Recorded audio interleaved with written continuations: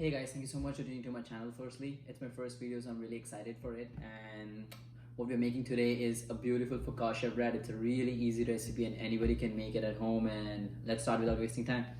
So what we have today is 450 grams of all-purpose flour here, 9 grams of olive oil, 9 grams of yeast, and 335 grams of lukewarm water, which you're going to use to activate the yeast, and then we're going to use it for the dough.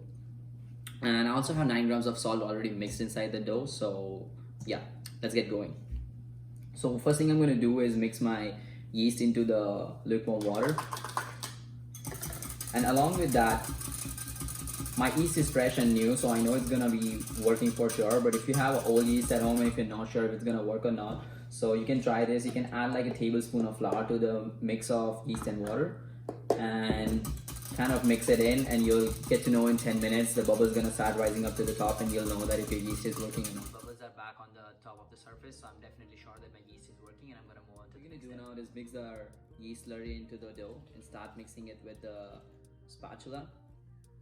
Make sure you get everything. So yeah, as this is a really hydrated dough, has 75% hydration, it's going to be a really sticky and messy dough. So that's why I'm not putting my hands in at first, and I'm gonna try to mix it with the spatula and try to get together everything, and then I'm gonna go with my hands and start doing the folding technique, or which is like just folding the dough. You're not kind of kneading it.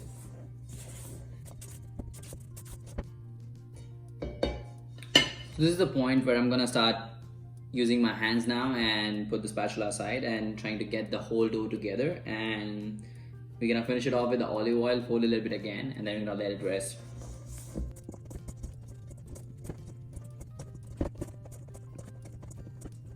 You can see that my dough is almost together now, and all the flour from the side is binded together. We're gonna put our olive oil and start mixing it again one more time.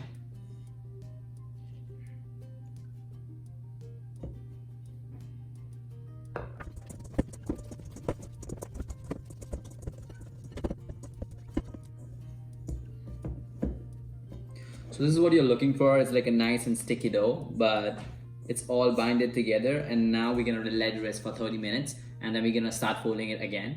And we have to repeat the step for like 2. So it's been half an hour, and as you can see, my dough is nice and risen, and has air pockets. And this is when we're gonna do a second fold, which is after the half an hour, which I told you about before. So just so your hand does not stick on the dough, you gotta have some water in a bowl and make your hands wet. And all you gotta do is lift it up from the side, pull it up, and put it back. Then I'll repeat the same thing from the second side, pull it up and put it back. Okay, and then from the side again, pull it up, put it back. From the fourth side, again pull it up and put it back. That's all you gotta do. And now again we gotta wait for half an hour, let it proof again. We're gonna do one more fold for the third time, and then we're gonna put it in the pan.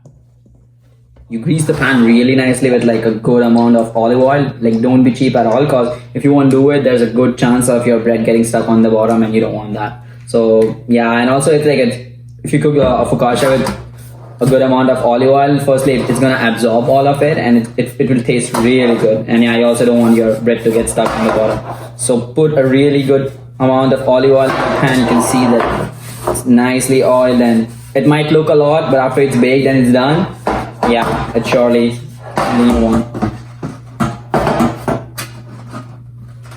So my pan is greased. You can see the dough again. It's nice and smooth. It's like way better from we started on.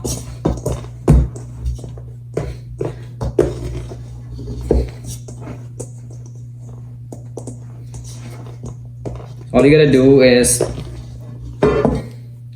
lift the whole dough and put it right in the pan. You got the dough. You gotta kinda press it along the way. Let it rest for 15-20 minutes, and then we'll spread again so it will get all over the pan. So yeah, you can like basically stop at this phase something and then let it sit for a while, and I'm gonna cover it back again. And we're gonna spray it again after 15 minutes. So I'll show you how it looks after 15 minutes, and we'll spray it again and then let it proof for 1 hour, and it's gonna be ready to be baked. And try to press it again. And you make sure that when you press the dough on the pan, you don't press it like too hard. You don't have to actually press it all the way down. You just have to lightly spread it. So you see now I'm able to spread it technically. Okay, if you think it's sticky, maybe put more.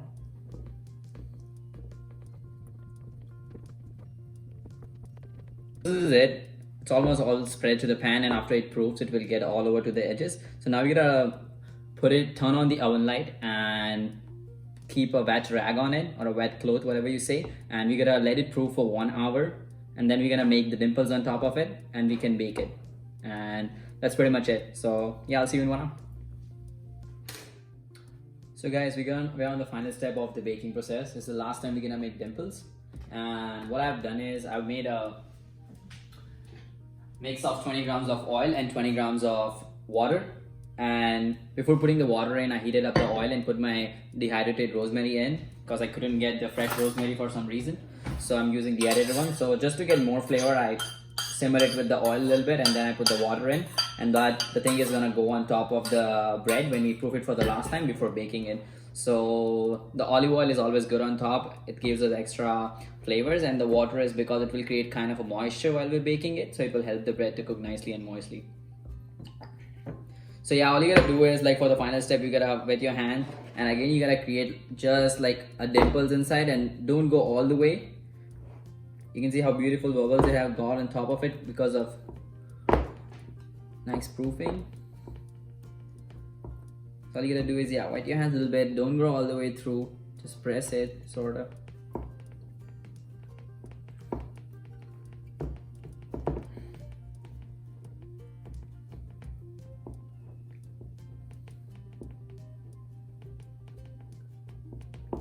So that's pretty much it. That's what you have to do, and then I'll go with my rosemary olive oil mixture.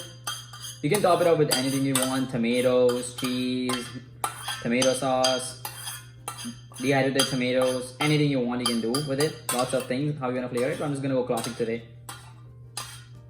So yeah, this is how my mix is, and I'm gonna go right on top with it.